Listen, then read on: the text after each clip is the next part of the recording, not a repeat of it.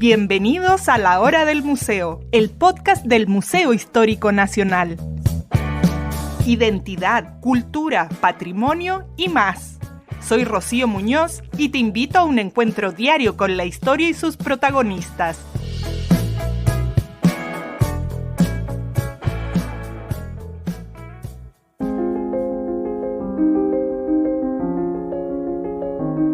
Marta Brunet es principalmente conocida por su destacada trayectoria como escritora y ganadora del Premio Nacional de Literatura en 1961. Sin embargo, el oficio del periodismo acompañó prácticamente toda su obra. Contribuyó con artículos, crónicas y columnas en diversos medios, incluyendo la revista Zig-Zag, El Sur de Concepción y La Nación. Fue directora de la revista Familia entre 1935 y 1939, una publicación orientada al público femenino donde pudo incorporar temas culturales y literarios. Y durante su estadía en Argentina trabajó como corresponsal para algunos medios chilenos. Su estilo era crítico y directo, características que también se reflejan en su obra literaria, como en su primera novela, Montaña Adentro, que causó escándalo en su natal Chillán por su crudeza y realismo. Otras obras de ella también fueron prohibidas o censuradas por considerarse inmorales o demasiado transgresoras para la época, especialmente por su representación franca de la sexualidad femenina. Estos aspectos menos conocidos de su obra muestran la complejidad de su figura, que trascendió el ámbito puramente literario para convertirse en un intelectual que desafió las convenciones sociales de su tiempo. Para conocer esta faceta nos acompaña hoy Karin Gálvez, directora de Periodismo y Comunicación de la Universidad del Desarrollo y autora del libro El periodismo literario de Marta Brunet.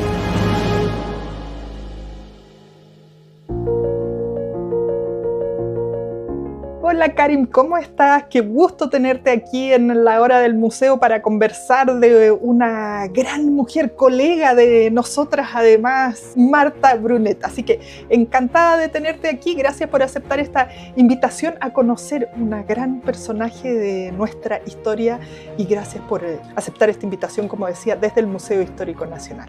Bueno, muchísimas gracias a ti, Rocío, por invitarme. Muchas gracias por invitarme a este programa del Museo Histórico. Así que muy agradecida de aquello. Así que feliz de compartir con ustedes algunos momentos de esta gran mujer que era Marta Brunet. Cuéntame, Karin, esta es tu segunda publicación en torno a Marta Brunet. ¿Cómo nace tu interés o esta pasión por indagar sobre esta escritora, periodista un tanto multifacética? Mira, yo creo que todas las que somos mujeres y particularmente somos periodistas, yo creo que en todas las profesiones sucede, uno tiene grandes referentes en su vida a nivel profesional y a nivel personal. En mi caso, Marta Brunet es una escritora que me acompaña desde que yo soy niña. No sé si recuerdan, bueno, las que somos mayores, aquellos libros antiguos del lenguaje de Montes y Orlandi, donde aparecían distintos cuentos y particularmente aparecían cuentos para Marisol, que eran los cuentos para niños de Marta Brunet, que a mí desde pequeña siempre me impresionaron muchísimo. Bueno, y después sus novelas y ya mayor, ya periodista, me di cuenta que conocí de su faceta periodística, supe de su faceta periodística y me di cuenta rápidamente que nadie la había estudiado y que peor aún, nadie había rescatado esos textos periodísticos de ella. Y era una faceta absolutamente desconocida también a nivel de estudio académico, para qué decir a nivel de difusión, divulgación general. Y ahí me di cuenta que había una deuda por saldar, yo como mujer, yo como periodista, con otra periodista, y que además trabajaba en una revista femenina. Yo mi vida profesional la hice gran parte en el diario El Mercurio, donde trabajaba en una revista femenina, que es la revista Ya. Por lo tanto, había muchos puntos de conexión con ella como gran referente. Bueno, como tú decías, muchos la conocimos por ahí, por estos extractos que venían en los libros de lenguaje, o cuando uno se tiene que aprender como este listado de las literatas, no sé, Gabriela Mistral, Marta Brunet, Marcela Paz, y como que uno se aprende de memoria sin ahondar mucho en la obra, y más aún, como tú decías, toda esta faceta de periodista. Hay muchos escritores y escritoras que también se dedican al periodismo. Bueno, el mismo Gabriel García Márquez, y del que no se conoce tanto su faceta como periodista. Así que no es de asombrarse lo que ocurría con Marta Brunet. ¿Cómo llegaste a esa parte escrita? Tú decías, trabajaba en una revista femenina, yo no sé cuál. Siempre ella firmada como Marta Brunet. No sé si para esa época se usaba que los periodistas pusieran su nombre o no, porque a veces se publicaban las cosas y no salía quién las había escrito.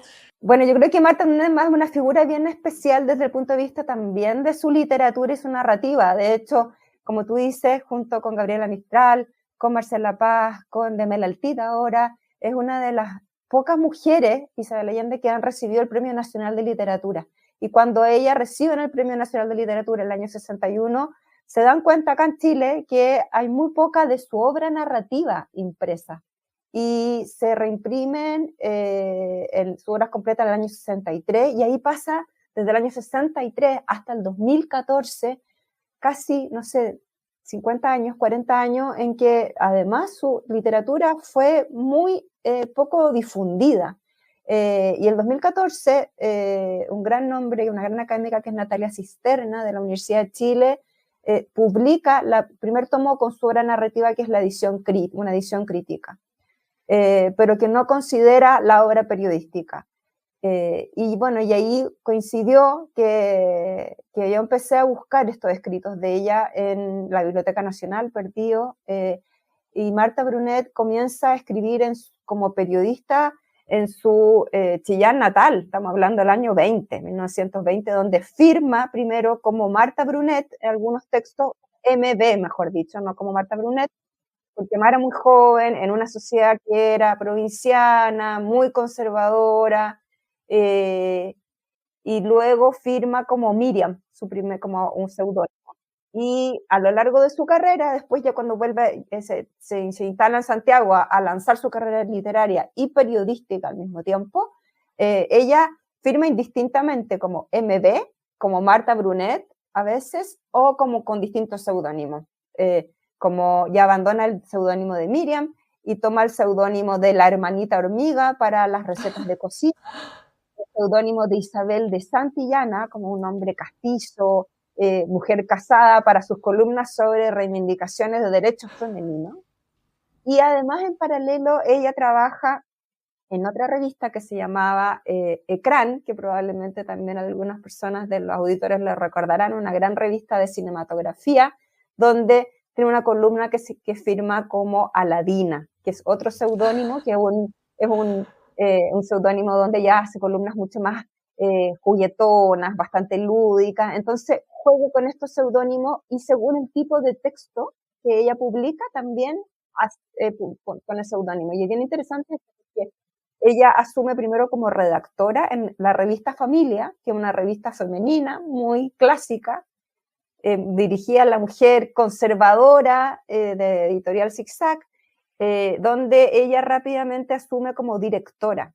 Y igual lo que sucede hoy día, ella hacía toda clase de funciones, desde escoger las temáticas, editar fotografía, editar texto, escribir texto, por lo tanto no podía estar toda la revista escrita por Marta Brunet.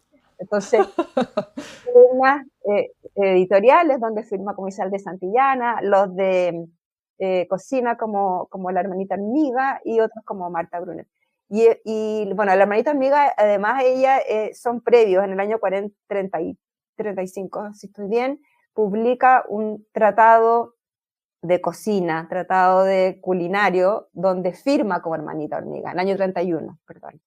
Y ella rescata alguna de estas recetarios para la revista Familia, pero los reinventa pensando en la mujer lectora, que es una mujer que ya está despertando al mundo más público en términos de exigir sus derechos, por lo tanto ya no son recetarios de cocina clásicos de cómo poner la mesa, sino muchas veces aprenda a hacer dulces y cocadas para tener un ingreso económico, por ejemplo, o recetarios sacadores de apuro porque uno tiene otras labores importantes que realizar fuera de casa. Entonces, impresionante cómo ella va reinventando también estos mismos seudónimos en función del tiempo en que ella vive.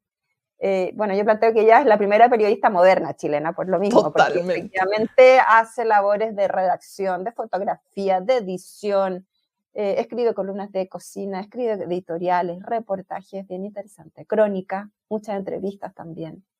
Bueno, quiero que hablemos de esos ámbitos ya netamente periodísticos, pero Me encanta esto de poder hacer seudónimo y uno multiplicarse en sus opiniones o en sus facetas y no solo estar como con el estigma, por así decirlo, de una sola cosa y que además, no sé, el público le pone presión como esta es la figura, ¿por qué me está hablando de otras cosas? Entonces me imagino que le habrá permitido esas libertades. Lo que me llama mucho la atención es esto de las recetas de cocina. Cuando tú ya nos cuentas este giro que le da, ya me cabe más dentro de del personaje que yo me he montado en mi cabeza, que es Marta Brunet.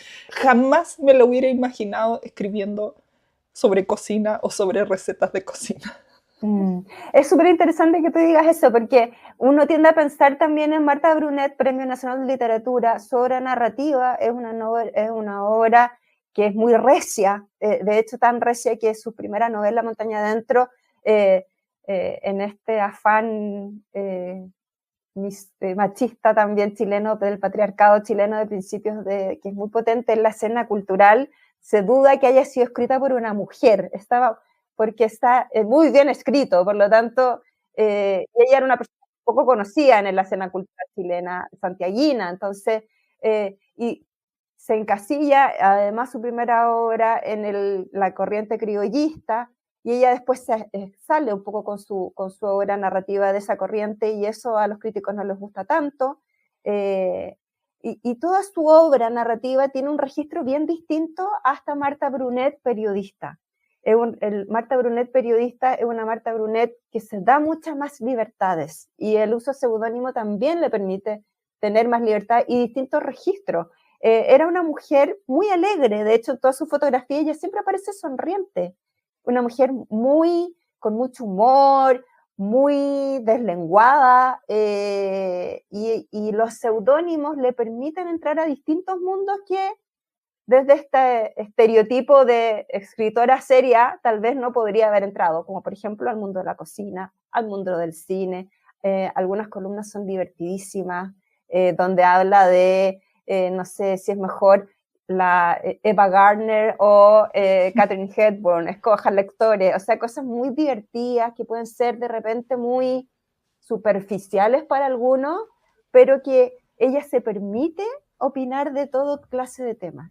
Y no, o sea, y tiene, por ejemplo, Crónica, donde incluso habla de mujeres del vodevil, así como habla critica libros de Apollinaire. O sea, tiene una diversidad de registros y ella es capaz de tener esa versatilidad. Y los seudónimos le sirven bastante para eso.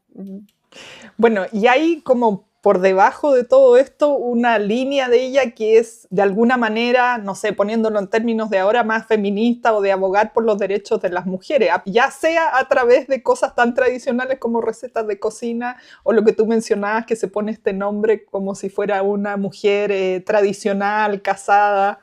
¿Qué hay de ese aspecto en los escritos? Mira, eso es bien interesante porque lo que yo planteo es que efectivamente ella, como Isabel de Santillana, que es un nombre muy castizo, el de Santillana, que era también el del marido, visto desde ese punto de vista, son sus columnas de alguna manera más arrojadas en términos de derechos femeninos. En esas columnas que ella publica en Revista Familia es donde aboga, por ejemplo, por una mujer que tenga derecho a estar sola. Cosas que hoy día uno podría pensar que son conquistas tan naturalizadas, pero que no lo eran. O sea, ella en esta columna El derecho a la soledad reivindica que la mujer pueda estar sola en un café, en una plaza, sin que nadie la mire con sospecha. Ella reivindica en el año 30 el derecho a la mujer a romper un matrimonio, que el amor no tiene por qué ser para toda la vida. Como Isabel de Santillana, en una revista que es una revista conservadora, de mujeres muy conservadoras. Como Isabel de Santillana, ella aboga por el derecho a las lavanderas, por ejemplo, que era un oficio muy extendido en esa época, a tener un espacio donde pueda lavar la ropa. Hay mujeres que pagaban por eso. Les pagaban por eso. Reivindica el derecho de la mujer a tener el mismo sueldo que un hombre y el derecho a trabajar en la administración pública. En esa época había una ley muy polémica donde señalaban que las mujeres no podían, trataron de hacer un proyecto de ley donde las mujeres no tenían por qué ocupar el espacio ganado de los hombres en la administración pública. Y ella se plantea, ¿pero por qué? Si todos tenemos un buen lugar y esto es por mérito. No, o sea, Isabel de Santillana es un alter ego desde ese punto de vista, sin duda, de hablar del derecho a la mujer. Yo asocio ese seudónimo con los derechos de la conquista. Y también hay otro que ahí ya firma como Marta Brunet, cuando es cronista y corresponsal del diario El Sur de Concepción, donde entrevista a muchas mujeres deportistas, que también tú decís, derecho mujer al deporte, pero efectivamente en el año 30 no era tan extendido como hoy. Mujeres que eran campeonas olímpicas y campeonas en la hípica, campeonas en la natación, y la entrevista por su faceta deportiva. Entonces, uno dice, no han pasado tantos años y a la vez han pasado tantos años, bueno, en torno a los cambios de reivindicaciones del derecho femenino. Sí, un mundo de diferencia, y cuando pienso en el pasado digo gracias por haber nacido en esta época y no antes. Bueno, ella también, en el fondo, también aboga por el derecho político de las mujeres, también hay un tema de ello. Ella era simpatizante del Partido Radical, sin ser nunca militante, pero también una activa participante del emblemático grupo Mensch, que es aquel grupo liderado por mujeres como Gabriela Mandujano, como Elena Cafarena, que abogaban por el derecho al sufragio femenino, que se logra recién en el año 49. Para hacernos una idea del contexto, a propósito que estamos hablando de cómo han cambiado las cosas para las mujeres, y para una mujer escritora y periodista como Marta Brunet, que nos contabas el horror de que no creían que ella hubiera escrito su primera obra. Mencionabas los años 20 en Chillán. ¿En qué época vive Marta Brunet, que va en el fondo como avanzando con todo lo que va ocurriendo en el siglo y por supuesto con estas ideas más rebeldes, por así decirlo, entre comillas, para la época? Es bien interesante porque ella es testigo de un Chile que se moderniza, que vive el centenario. Ella nace en 1897 y muere en 1967, por lo tanto vive, siendo muy niña, la llegada al centenario en 1910 en Chile, con todo el tema de la cuestión social, el surgimiento de los derechos sindicales, los CITE, la inmigración de la población campesina a Santiago, y todo lo que ello implica también en términos de desarrollo industrial.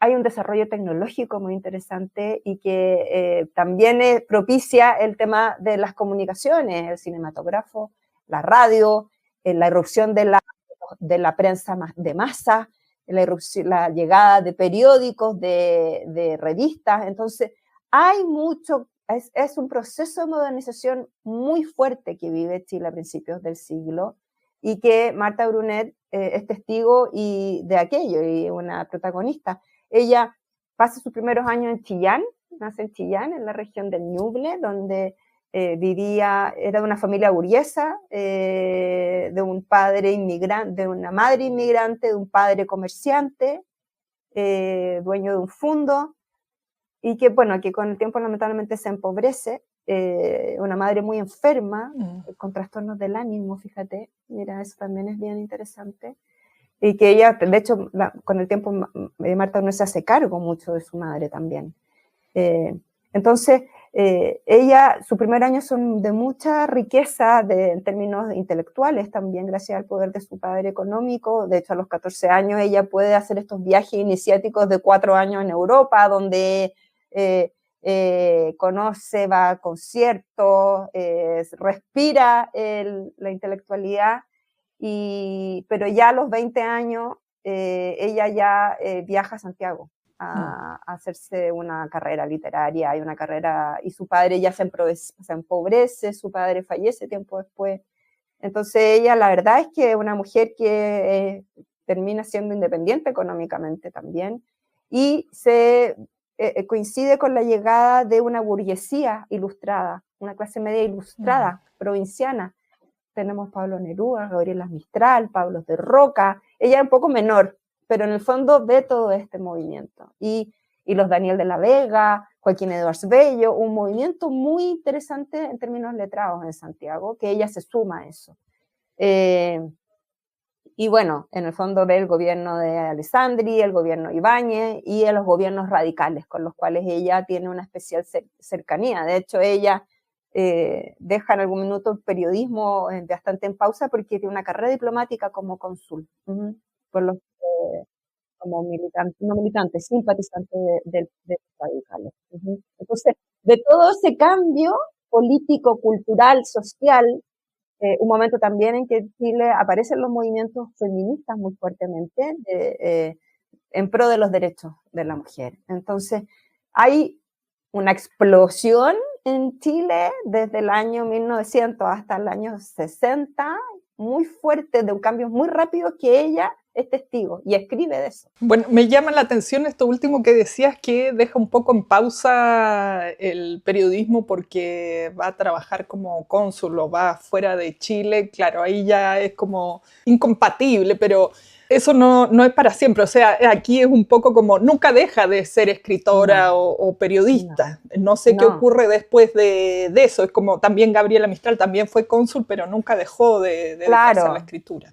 Ella la verdad, tiene yo divido un poco sus etapas periodísticas en su reportera de formación, que son todos estos primeros etapas en Chillán. Ella trabajaba ahí en el diario El Día, el diario La Discusión, donde escribía ciertas crónicas.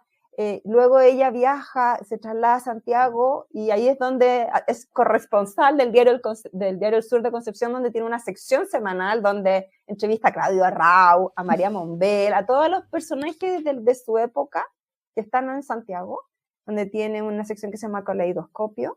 Y ese yo diría que es lejos la etapa más prolífica porque, no sé, escribía todas las semanas, tiene una sección semanal en el diario El Sur, entre el 27, el año 26 al año 30, de ahí entra revista, su periodo en revista, desde el 30 al 35 hasta el 39, y el 39 ella comienza su periodo como cónsul, su carrera diplomática, que no la abandona hasta el 67, que es cuando fallece, donde ahí yo digo que es una etapa de periodista en madurez, donde deja la redacción pura y es mucho más columnista, y una columnista más política. Hay menos textos de esa época, yo recopilé menos textos de esa época, pero tiene una impronta política súper interesante, donde ya publica, por ejemplo, en el diario La Hora, que es como el diario afín del Partido Radical, y ahí publica textos como los niños mendicantes, muy preocupadas por la infancia, niños mendigos en Santiago, que ella decía nadie los ve, y ahí están los niños sin infancia, niños pobres.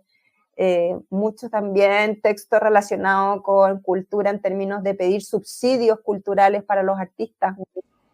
Muy de ahora el tema. Eso te va a decir una deuda que está hasta hoy en el fondo de el aporte artísticos que hacen y que en el fondo no tienen un apoyo desde el Estado ni el gobierno. Entonces cambia un poco el registro y se vuelve mucho más política y son menos efectivamente los textos porque ya más ella está en Buenos Aires mucho tiempo, después está en Uruguay. Entonces, claro, su rol como diplomática consume mucho y la verdad es que además, como todo literario, utilizan el periodismo como medio de sustento económico y ella como cónsul ya tenía su sustento económico. Entonces tampoco había grandes incentivos para continuar su carrera periodística. Nos mencionabas hace un momento las crónicas, de eso quería que nos contaras un poco más en profundidad. A ver, ella hace tres formatos. Ella incursiona en las columnas, que son, por ejemplo, como Isabel de Santillana, como Aladina, como La hermanita amiga, y después también como Marta Brunet, con columnas más bien políticas. Ella hace muchísimas entrevistas. Ahí yo te pongo a María Monbel, que era muy cercana a ella, a todas estas deportistas, a pintoras, a cantantes. y crónicas. Y ahí es bien interesante porque, bueno, hay una crónica emblemática de ella que se llama La Maestra Rural, que uno lee esa crónica, que es del año 27, y pareciera que fuera hoy. Eso, entre que uno dice, dice que mal, que bien y que mal, porque que bien por la vigencia y que mal porque no hemos cambiado nada. En el fondo, los mismos problemas de educación, una maestra en el sur de Chile que tiene problemas de recursos para sus alumnos, que las salas se llueven, que no hay calefacción, que los niños no tienen cómo llegar, que no tienen comida. O sea, tú dices, muy, muy vigente y muy mal vigente. Y tiene otras crónicas de distintas índoles. Tiene muchas crónicas de viaje, que son bien interesantes. Ella recorre, ella como es de esa zona, vuelve a Constitución, a San Vicente, y recuerdan estas crónicas de viaje, cómo son los lugares en el momento que ella los visita y cómo eran de niña, en el fondo. Y ahí habla cómo era el balneario, muchas veces muy desencantada de cómo encuentra los balnearios bastante dejados de la mano de Dios, como se dice tradicionalmente. La bahía de Talcahuano tiene otras crónicas de relatos de viaje muy, muy bien escritos. Ahí es donde su pluma tiene unos registros de escritura que uno extraña hoy día, donde efectivamente la carencia de vocabulario, el empobrecimiento de vocabulario es un tema que nos preocupa a quienes somos profesores. Y leer a ella es un vocabulario muy bien utilizado, sin ser un vocabulario difícil, al contrario, con unas descripciones maravillosas y muy sencillas. Entonces, esas son sus crónicas, absolutamente recomendables. Y además que hoy día la crónica, bueno, la prensa escrita ya está quedando casi como algo vintage, pero igual yo encuentro que el formato crónica está vigente a lo mejor desde lo audiovisual o desde el teléfono, desde los videos, pero coincido contigo en cuanto a la cantidad de vocabulario que utilizamos incluso los profesionales que nos dedicamos a esto. Ahí te iba a preguntar sobre esa particularidad de la escritura de Marta Brunet, si su sello está presente en todo, porque decías mucho tenía seudónimo, entonces no sé si ya era súper sabido que ella era la que usaba este seudónimo o es posible leerle y decir, esto tiene pinta de haber sido escrito por Marta Brunet. A ver, yo creo que tiene registros de escritura bien como coincidentes, pero es en sus crónicas donde ella más despliega su talento escritural, donde tú puedes ver descripciones maravillosas de la bahía de Talcahuano. Como en sus columnas, ella es mucho más, interpela mucho más a las autoridades, por lo tanto utiliza un tipo de lenguaje distinto, menos literario, mucho más de columna, mucho más editorial, mucho más interpelador. En las crónicas es mucho más descriptiva, absolutamente, y en su entrevista tú ves, es súper interesante su entrevista porque es como que tú estuvieras al lado de ella entrevistando a alguien. Son muy coloquiales, donde ella pone mucho de una entrevista a Claudio Arrau, ella dice, pero claro, yo me acuerdo cuando tú eras pequeño, porque Claudio Arrau también es de Chillán, como recordemos en la audiencia, pianista, tal vez uno de los pianistas más importantes de nuestra historia, y ella era un poco mayor de Claudio Arrau, entonces le dice, yo me acuerdo que cuando tú eras pequeño, y a mí me hacían cuidarte, y me dejaban de una chaperona de ti, y tú te arrancabas y te portabas, pero eras un buen niño, hace todo, y esto es la parte de la entrevista, entonces muy entretenido, porque ella va incorporándose como protagonista también. O le pregunta, no sé, a María Monbel, que está en Madrid, y le dice, mira, ¿y qué tal es Ortega Gasset? ¿Es simpático o es medio pesado? Porque a uno le da la impresión que es, entonces te da mucha fluidez, entonces según el tipo de formato pone también su impronta.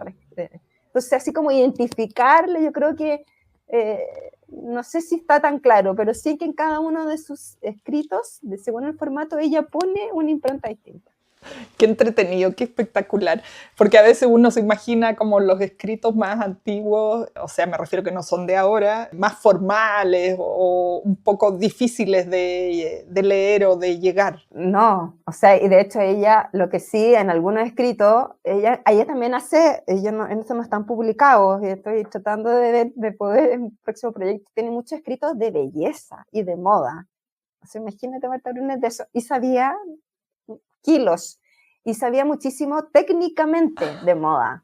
Entonces sus descripciones de moda son de una persona no desde la superficialidad, sino desde cómo es el pespunte, de la técnica de la moda, de la tela que está utilizada, la textura. Son escritos muy, muy versados sobre moda. Pero en otros, sobre todo los de belleza, algunas cosas son bien políticamente incorrectas. O sea, hoy día jamás podrías decir, oye, esa mujer es fea o es gorda. Yo de repente los leí y decía, o sea, hoy día jamás podríamos publicar algo así, con por eso te decía que era como deslenguada, así como, o en otras partes ella dice, en una de sus crónicas, dice, sí, nos metimos al mar en Talcahuano y estaba súper fría y parecíamos unas como bataclanas en el mar, no, unas cosas que te decía, ya.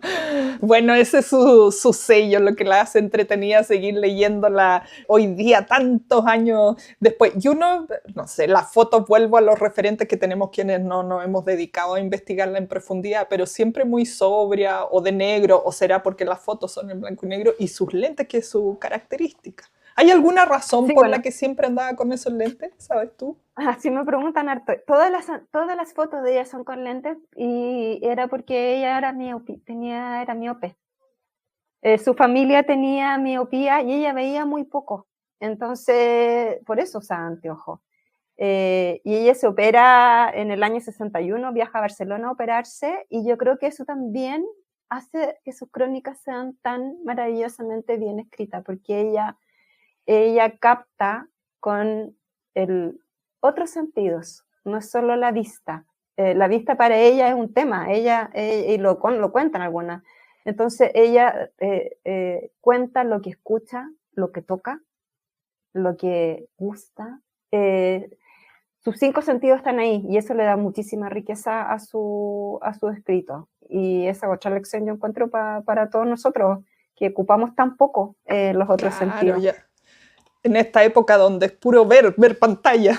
Exacto, sí, no, y de hecho ella en alguna entrevista dice, no, cuando se opera después de la vista y como que descubre el mundo desde otra perspectiva y dice, wow, esto es como una avalancha de colores, y dice, la gente que tiene vista no se da cuenta lo que tiene. Es súper bonito eso también.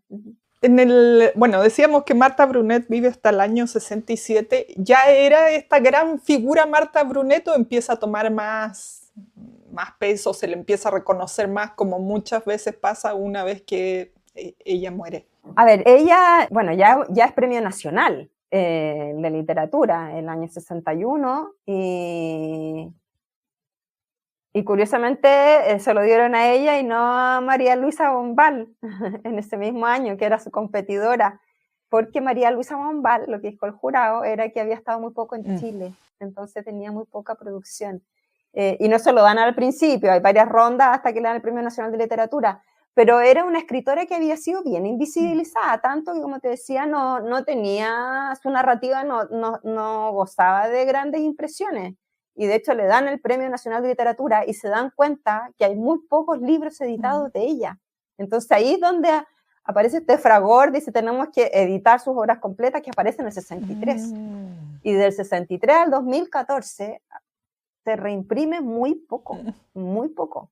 No es como Marcela Paz, por ejemplo, no es como Gabriela Mistral. Es una escritora que siempre estuvo bastante sumergida y poco estudiada, como te digo, hasta que vive este revival cuando se cumplen 50 años de su muerte, el 14 y el 2017, con la publicación de la obra narrativa nuevamente, pero pero sí una escritora que si bien es bastante conocida como en el inconsciente colectivo, Claro.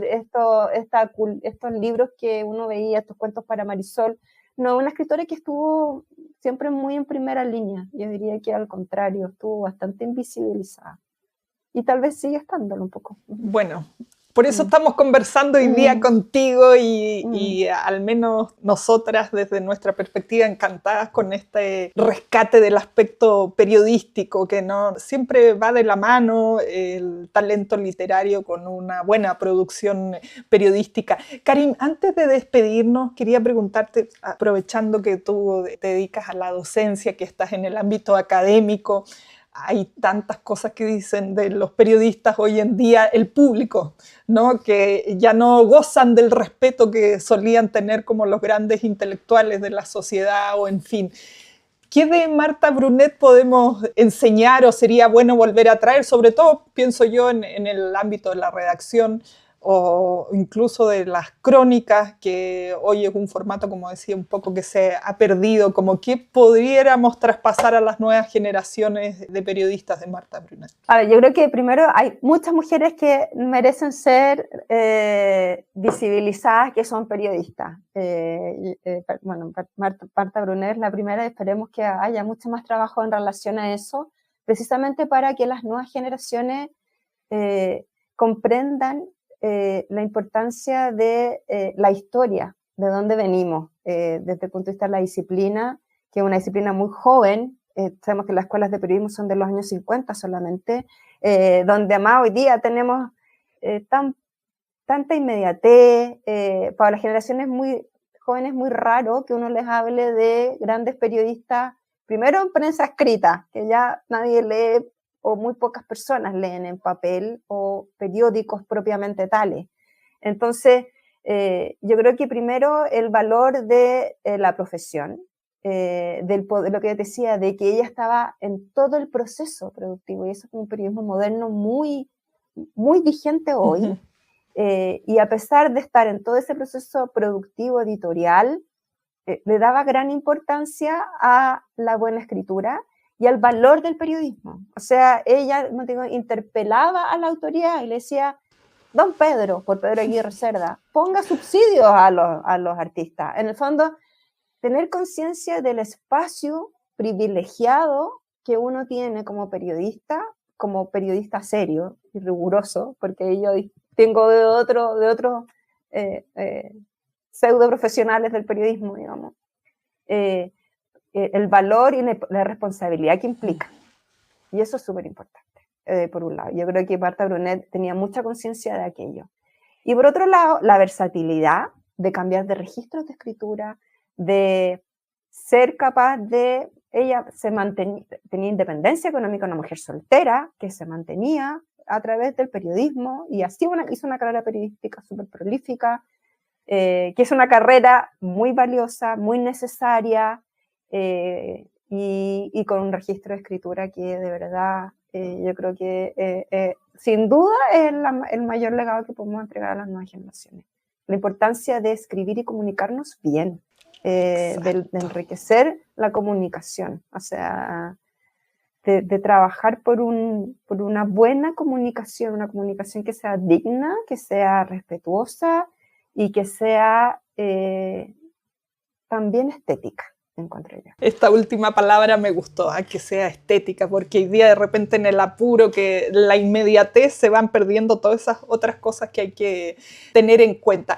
Karin, para encontrar tu libro o saber más de tus investigaciones sobre Marta Brunet, ¿cómo lo hacemos? A ver, hay libros, son 2 ediciones de La Pollera, está justo ahí atrás del cartel, uno que se llama Crónicas, Columnas y Entrevistas del 2019, después está la edición actualizada de Rodar Tierras en lapollera.cl, y este otro libro que es El periodismo literario de Marta Brunet, que es el último que saqué, que es un libro ya más académico, pero que permite entender mucho más la biografía de ella y cómo escribía, en liberalia.cl, que es la editorial chilena que lo está distribuyendo. Buenísimo, entonces, para ir a deleitarnos con todos estos escritos que hoy día nos comentabas. Muchísimas gracias. Gracias a ti, Karin, por haber compartido parte de la historia y de este talento de Marta Brunet con nosotros. Muchísimas gracias por la invitación, de verdad, por interesarse por una gran maestra del periodismo y una Premio Nacional de Literatura. Esto fue La Hora del Museo, un encuentro cotidiano con nuestra historia, el podcast del Museo Histórico Nacional.